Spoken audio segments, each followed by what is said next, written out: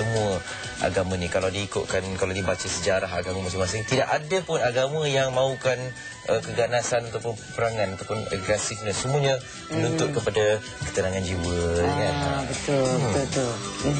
Itulah antara warna-warni Malaysia, betul tak? Betul. Dan antara tarikan yang sangat menyerlah berbanding dengan negara lain. Kebetulan membuatkan kita lain daripada lain. Dan kebetulan ni kita tahu melawat Malaysia kan 2007, dan kebetulan baru pertama kalinya saya menonton lah iklan tahu melawat Malaysia. Sama kali? Tak yang baru ni, yang di kaunter tu kan. Masa tu saya rasa macam okay, not bad. Memang betul pun kalau kita dapatlah kita menguasai sekurang-kurangnya bertanya khabar dalam bahasa antarabangsa yang lain kan. Itu satu daya tarikan juga. Macam kita lah juga. Kalau kita pergi ke negara orang, tiba-tiba cakap, apa khabar? Wah, gembira kan? Sampai orang cakap kat kita? Orang cakap kita lah, bukan kita lah cakap itu apa pula, slang-slang macam tu.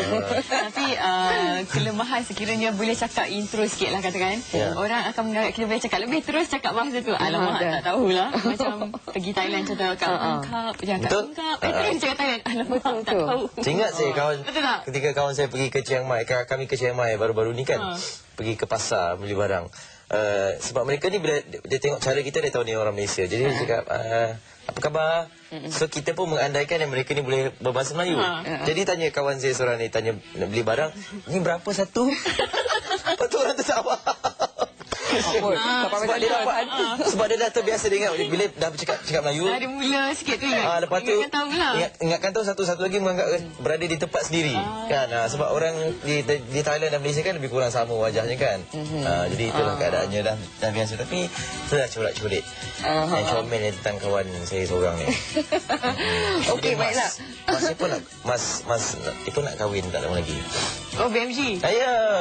Okey. Wah, itu dia. Okey, dan mungkin ramai juga di kalangan orang lelaki yang menonton ketika ini. Kau tu? Ada tu. Tak, bukan sebab apa. Tengok bola. Ya, betul. Okey. Dan saya tahu ada ramai di kalangannya mungkin kecewa dan bergembira.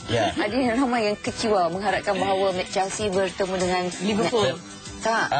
Man U. Kalau menanglah. Tapi manakah bagi ni Liverpool yang menang. Tapi herannya, ada kawan kita seorang ni, studio director kat dalam ni, masih lagi berani mengenakan baju Chelsea. Walaupun telah tewas. Saya tak tahu dia tewas. Tak pernah dibangun tu. Okey, kita nak berehat seketika kembali lepas ni. Cerita tentang motivasi pagi kita ni, jodohnya adalah percaya kepada pasangan. Itu dia, sejauh mana anda percaya pada pasangan anda. Kalau nak percaya pun agak-agak berapa peratus kita nak percaya pada pasangan kita. Kenapa kena ada peratusan kepercayaan? Kenapa tak boleh percaya ataupun tidak? Itu je. Cakap di mulut memang senang. Tidak semudah yang dilakukan. Untuk itu nanti sebentar lagi kita bersama Dr. Robiah Hamzah. Jumpa lagi. Merinduki janjimu Tuhan, bantuan di perjuangan. Air mata, obat segala dosa. Moga terangkat penghijab kalbu antara kau dan aku. Di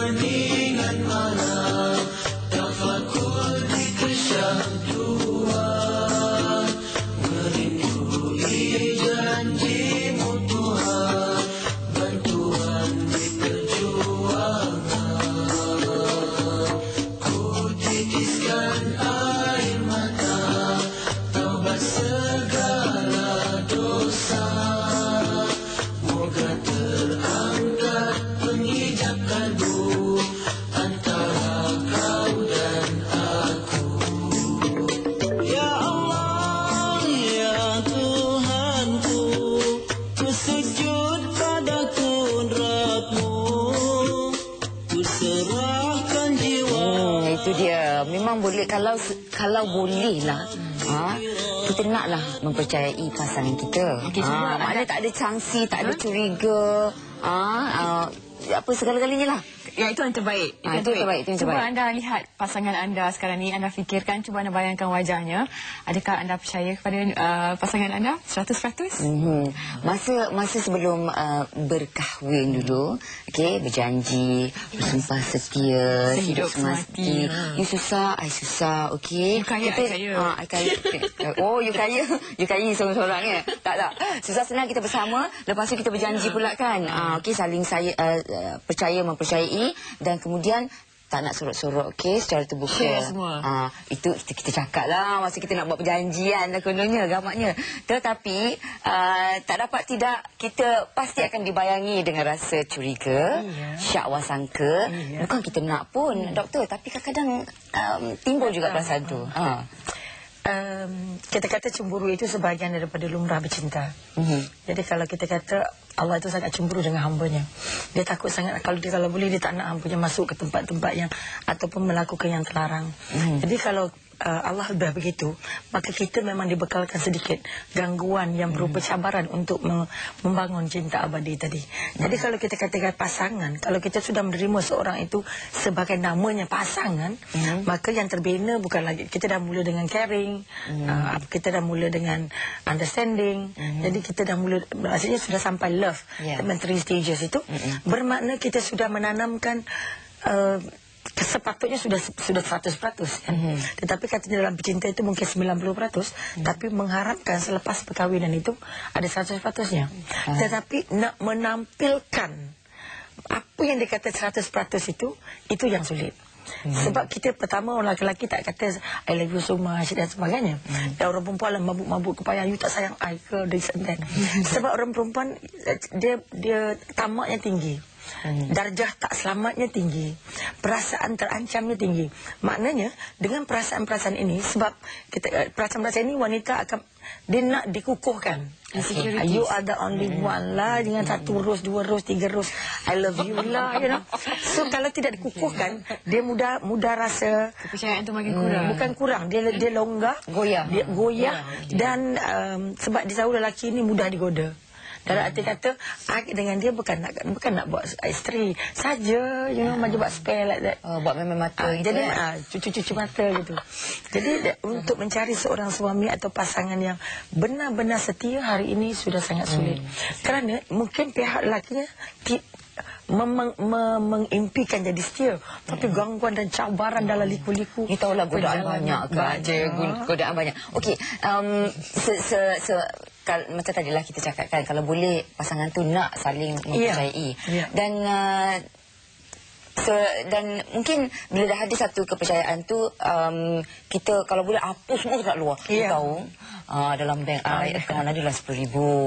Lepas tu I ada rumah sebiji tu. And then abang I pun dah kata kalau esok lusa dia tak ada tanah kat kampung tu nak bagi kat I. Ini maknanya tak ada simpan rahsia dah. Sebab percaya sangat ni.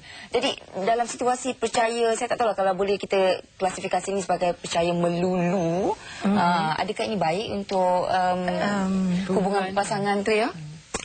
Kalau bisa cakap pasal percaya, maknanya ada keyakinan. Bila keyakinan kita rakam dalam kepala, you the only one. Kita simpan dalam hati, I will be with you sepanjang hidup. Katanya lah. Kalau kita ambil konsep keyakinan tadi, sebab kalau kita ambil contoh keyakinan beragama, kalau kita dah percaya satu agama, agak terlalu sukar you nak lari pada agama lain. Kalau kita percaya Tuhan tu satu, kita dah percaya pegang tu koi. Jadi maknanya untuk memindahkan ataupun menambah keyakinan pada pasangan tadi, kita bukan saja kena cerita apa yang kita patut cerita, walaupun setengah Mak Saleh kata jangan cerita semua. Jadi dari segi budaya kita, ada konsep kata simpanlah 10%. You know, kalau 100% kan takut pecah terus. Maknanya kita kata sudah ada diwar-warkan kata percaya boleh, harap tak boleh. Harap boleh, percaya tak boleh. Letih kita. Jadi harap ada, percaya tak ada, atau percaya ada, harap tak ada. Jadi maknanya supaya kita tidak, kalau kita dihianati pun kita tidak jatuh berderak kata orang pecah 100% kan. Jadi kita masih ada lagi simpan reserve. Walaupun dia memang sayang saya dan saya sayang dia, tapi kita harus juga bersedia kemungkinan sayang tak sampai ke ujung, atau kita kata panasnya tak sampai ke petang gitu. Itu mungkin merupakan precaution. Not so much nak jadikan you tak percaya sudah, I percaya you tak percaya I, you know. Bukan nak letak pada orang itu percaya. Both of you have to work on it. Maknanya dua-dua pihak ni I percaya you last 6 months, last 6 years. But after that, sebab kita melalui perubahan kan, perubahan tempat kerja, perubahan bos, perubahan makan, perubahan tempat tinggal, perubahan kelakuan pasangan, itu juga oleh kawan-kawan, oleh majikan, oleh naik pangkat, oleh duit, oleh latar kehidupan. Jadi semua faktor-faktor luar dan dalam ini akan tergabung untuk mengugah kita sama ada kita akan bagi dia the same amount 100% ataupun dia akan jadi kurang. Bergantung balik respon. Okey doktor, daripada apa yang saya faham, kalau boleh kepercayaan ni we have to work on it sepanjang masa sebab dia sentiasa berubah kan. Okey, tapi kepercayaan tu tak boleh diberikan sepenuhnya lah sebab nanti akan orang atau pasangan ni akan mengambil kesempatan. Tak apa, dia percaya aku, tak apa. Jadi you tend to take advantage. Jadi tahap kepercayaan tu bagaimana yang sepatut diberikan? Takkan sepenuhnya. Pada sepatutnya lah, dah kata sehati sejiwa tadi. Maknanya the key, sebab itu kita kata kunci untuk rasa dekat itu ialah merasa bahawa saya ni milik dia, dia ni milik saya. Sebab kita kata suami itu pakaian isteri, isteri itu pakaian suami. Itu kontrak yang sepatutnya. Tetapi kita banyak ada unsur-unsur lain. Sebab itu kalau kepercayaan itu lekat pada agama. You pegang agamanya dulu, bermakna orang beragama tidak bengkok. Orang yang berjiwa agama tidak rasa senang untuk buat belok ataupun membuat perkara yang boleh memecahkan kepercayaan. Tetapi hari ini, oleh kerana pegangan agama itu tidak diangkat sebagai kekuatan nombor 1. Masa nikah pakai agama, lepas nikah tak tahu agama di mana. Ini banyak terjadi. Jadi akhirnya kesetiaan akan pecah. Akhirnya kita kata ataupun kita kata kepercayaan akan pecah sekiranya penampilan dengan perlakuan dan dengan yang diucapkan tak sama. Itu pecah. Jadi maknanya walaupun you kata 100%, tapi what he did to me, what he promised to me, what he told his friend, it's not the same. Itu masalah. Apa yang di mulut tak sama di hati. Apa yang di hati tak sama dalam penampilan. You kata I 100% tapi ada SMS gila-gila. Tak ada apa-apa, you know. You kata you sayang I, patutnya dinner dengan I lah kalau tak boleh lunch and breakfast. Tapi dinner pun tak ada dengan I. Oh, I sayang I, hanya di mulut sajalah. Maknanya tidak boleh dia kata I promise, I cakap boleh. It come by your words, your action and by your doing. You tak boleh kira dia degree bagi mulut saja nam. Okay. It works both ways lah. Maknanya dua hala lah. Bukan seorang saja percaya, seorang tak percaya. Tak boleh juga. Tak boleh. Tapi ini bagi kita bercakap lah sebab kita wanita kan. Naluri wanita ni kuat. Bila dia nampak je ada perubahan sikap, macam dia tak kena ni. Something wrong somewhere. Okay. Mula-mula kata ada banyak hal, kerja banyak, overtime, lepas tu outstation.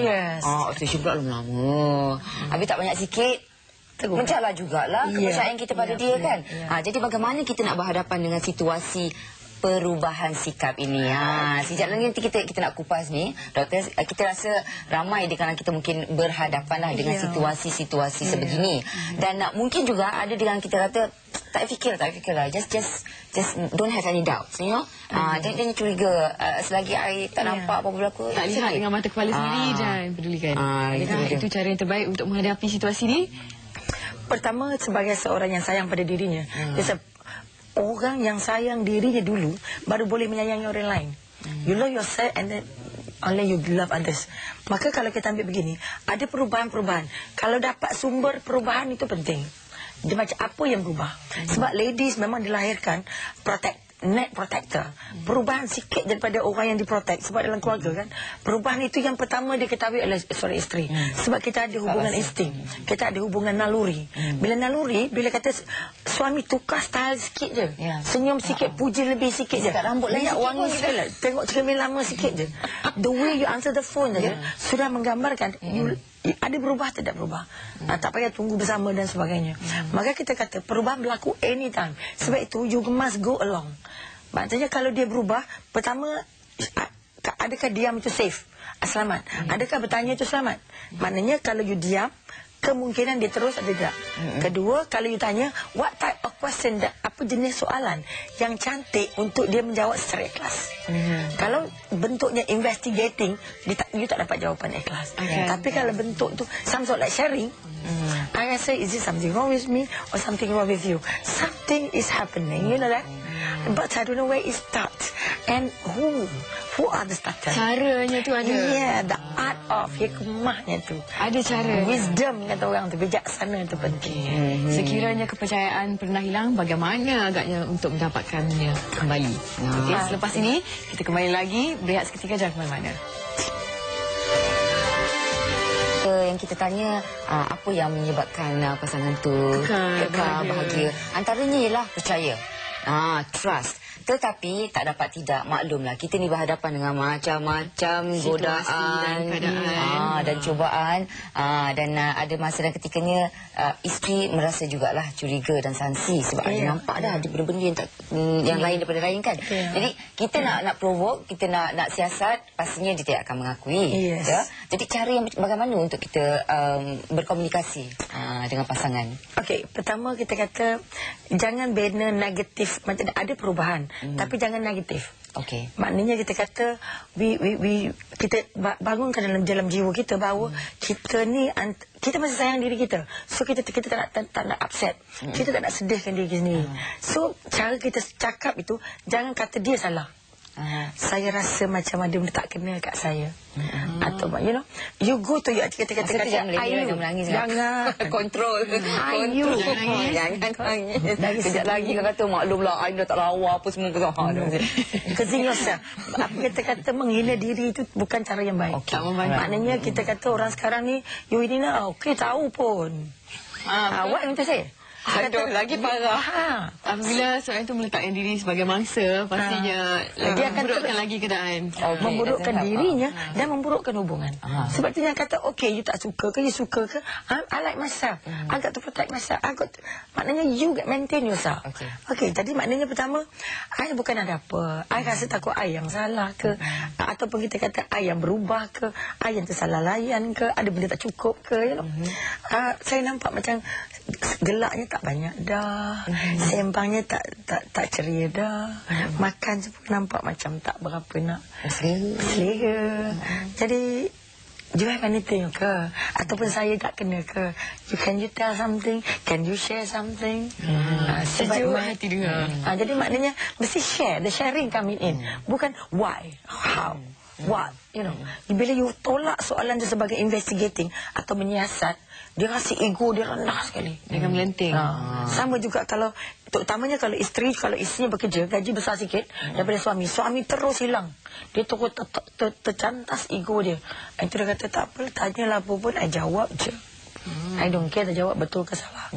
Just to fulfill orang yang bertanya. Nak memuaskan orang yang bertanya. The answer can be 1,000 answer. But which one is the right answer? Sebab itu tanya tu dengan ikhlas, dengan sungguh-sungguh, dan memang merasa perubahan yang tak tahu dari punca dari mana. Bagi tahu ada perubahan, something happening between us, but I don't know where it start. Can we tengok balik, recall balik kan, apa yang tak kena, saya baju tak kena ke, masak tak kena ke, tak cukup cerita ke, tak cukup usik ke, tak cukup lipstick ke. Lady in red.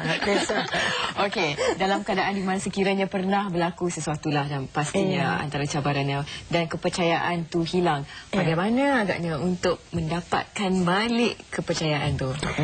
Pertama, takkan sampai tua nak pasang muka kan? Tak, maknanya gini. Macam mana? Kalau you kata you hilang kepercayaan, tak mean you tak ada jodoh lagi dah. You develop the whole unsecured relationship. Sebab the secured, keyakinan, kepercayaan itu kunci. Sebab bila you dah ada, I memang tak percaya lagi dah. That mean anything you do, everything will be questions. You pergi mana, ada apa? Takkan obsession setiap minggu. You nak bos jadi jabatan apa? Ya nak tinggal duduk kat mana? Takut ya. Ya tak? So bila begitu jadinya, memang tidak akan ada lagi yang namanya harmoni. Biasa kita kata we can buy whatever they call it. Happiness cannot be buy. Maknanya happiness itu dengan banyak duit pun belum tentu you dapat. Jadi maknanya kalau hilang trust, hilang keyakinan, saya ubaya. Okey, kalau misal katalah situasinya ya, approach dah okey, Ya. kita duduk elok-elok dengan pasangan kita dan dia pun mengakui, Dia salah, ya. I made a mistake, Ya. saya ada buat kesilapan, terlebih pandang ke apa ke, and then berjanji. Dia Tidak akan buat berjanji lagi. takkan buat lagi. Okey, kita yang menerima ni janji tu, macam mana kita nak teruskan with a clear mind? Sumpah lah, apalah, apa semua. Okey. Macam yang Dr. Sebab kata, ada orang itu semua cakap, kata-kata kan, untuk menyelamatkan diri. Ya, for that night. Untuk masa itu saja. Saya tu kita kata mencari pasangan yang bahagia, mencari pasangan yang setia amat sulit. Kerana dia setia, tapi cabaran di kisahnya membuat dia tidak setia. Itu satu. Yang kedua, sebagai pasangan, you sayang siapa lebih? Sayang diri you lebih ke sayang orang tu lebih? You kena sayang sama-sama. Kalau you sayang dia lebih, you tak sayang diri you. You curse yourself, you sedih, you marah, you risau, you bimbang. Akhirnya, you cantik jadi tak cantik. Might as well, katalah, kalau you nampak dia dah janji, okey lah. So, I hold. Saya janji, saya pegang promise anda. Tapi kalau ditakdirkan, terjadi lagi. Either you accept or not to accept lah. Satu, kalau situasi tidak membenarkan anda untuk nak berpisah, katakan. Okay, you create another world lah. A small world of happiness of you. You lambat balik ke cepat balik, I got to go on living. Kalau seseorang di rumah, how to develop the happiness, masih seorang. Maknanya, you mesti ada agenda di mana you rasa puas dalam hidup. Di mana you ada pilihan dalam hidup. You rasa sunyi, you ada buku nak baca. You rasa tak riang, you ada kawan nak call. You ada rasa bosan di rumah, you ada NGO you nak join. Contohnya. Maknanya, sebagai pasangan, you must have all the alternative. Bukan cerita, okay, I kalau tak ada dia, I tak makan, kalau tak ada dia, I tak tidur, kalau tak ada dia, I tak sembang. That's no.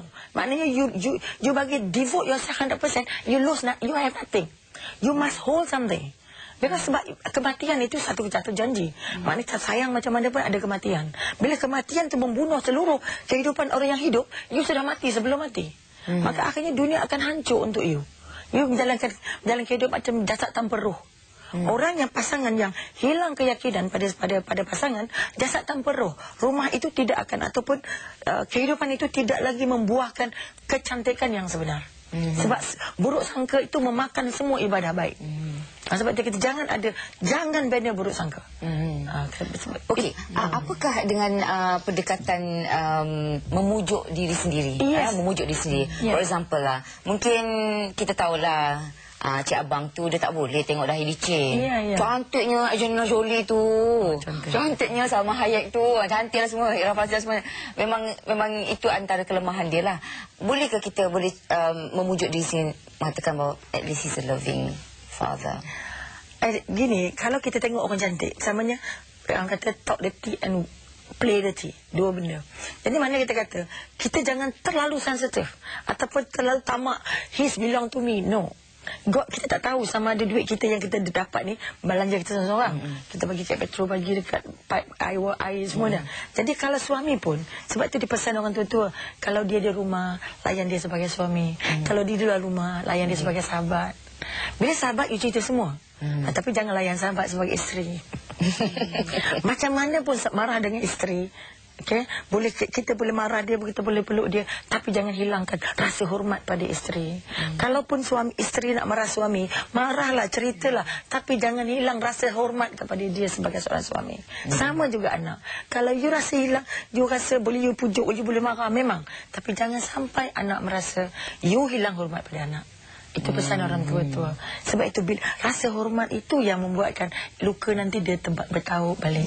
Hilang hormat, out. Itu sebab kita kata jangan banyak cakap dari suami. Kalau suami bercakap, dengarlah banyak-banyak. Kita nak didengar banyak, dia bercakap, you memang putus terus. Jadi seni komunikasi itu sangat-sangat penting. Melainkan suami memang sukalah isteri bercakap banyak. Awak diam aja hari ni, Kia. Ada apa-apa tak kena. Sebab dah biasa isteri cakap banyak. Itu maknanya kita kena betul-betul kena hati budi pasangan kita ya. Dan antara intipati tu ialah percaya. Kan? Baiklah. Okey, sebenarnya kalau kita nak cakap tentang percaya pada pasangan ni tak habis banyak lagi. Kita ucapkan terima kasih banyak kepada Dr. Rozia kerana sudi bersama kita pada pagi ini berkongsi pengalaman dan juga berkongsi ilmu ya bersama kita. Okey, seterusnya selepas motivasi pagi pastinya kita berlintas ke studio A untuk Buletin Pagi. Silakan.